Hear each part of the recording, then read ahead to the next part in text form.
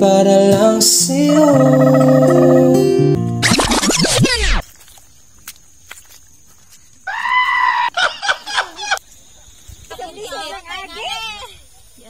Magastos magpakasal, kaya dapat ihanda mo yung wallet mo. Pero ito yung tanong, kailan ka ba talaga magpapakasal?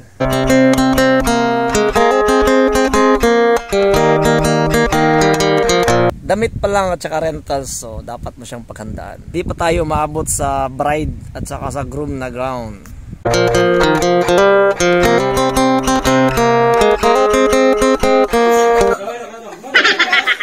Minsan may lasinggero ako nakasama at ito yung sabi niya. Hindi kasi pwedeng mahal na mahal mo yung tao tapos mahal ka rin ng tao. Di yun proof na pwede ka na magpakasal. Dapat kasi marunong kang alagaan yung sarili mo, tapos siya din aalagaan niya yung sarili niya para magtagal kayong dalawa sa mundong ibabaw. So pag ganun na yung mentality na nasa utak ng partner mo, and it could mean na let's just say that this is it, pwede na. Pero sa akin, yun talaga eh. The girl has to be able to take care of herself. Then ikaw din marunong ka mag-take care sa sarili mo para sa long lasting na relationship. Kasi kapag ikaw lang yung nagte-take care sa kanya, tapos or baliktad, she's taking care of you, para sa akin tagilid na mindset eh. So dapat marunong kayo mag-take care sa isa't isa at kaya nyong alagaan ang sarili ninyo.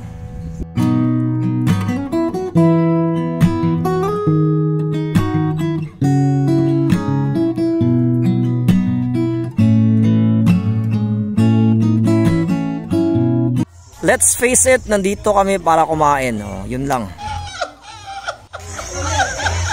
Hamal na this, yeah!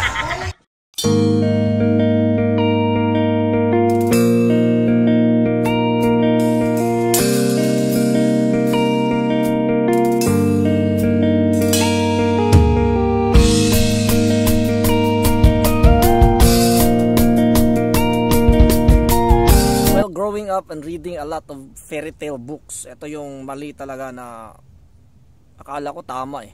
Sabi nila, hanapin mo ang tao magpapaligaya sa'yo, which is wrong pala. Dapat pala gawin mong maligaya yung sarili mo. Make yourself happy being alone, tapos hanapin mo ang magpapadagdag ng kaligayahan sa buhay mo. So make yourself happy and find someone who gives additional meaning. Yun pala yung tama eh. Mali yung sa comic books.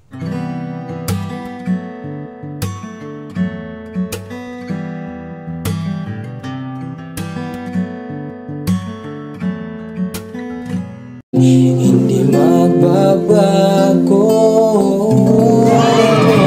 ikaw ang laging hanap sa kapit.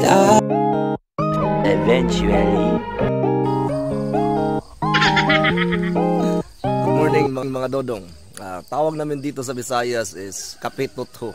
Kasi pag ininom mo siya, tutho na nimo ang liso paghuman.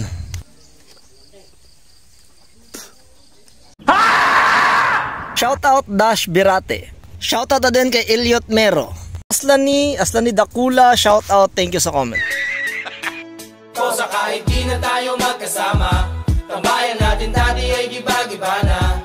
Alam ko na miss natin na makinig sa kalungkutan at pagdurusa. Mga gabi na tayo ay nasa kasal. So kasal is kasal, buhay mo yan. So problema mo yan, nagpakasal ka. Sa akin, magsama muna kayo na matagal, tapos magpakasal kayo. Yun lang. Thank you for watching mga dodong. Bye bye.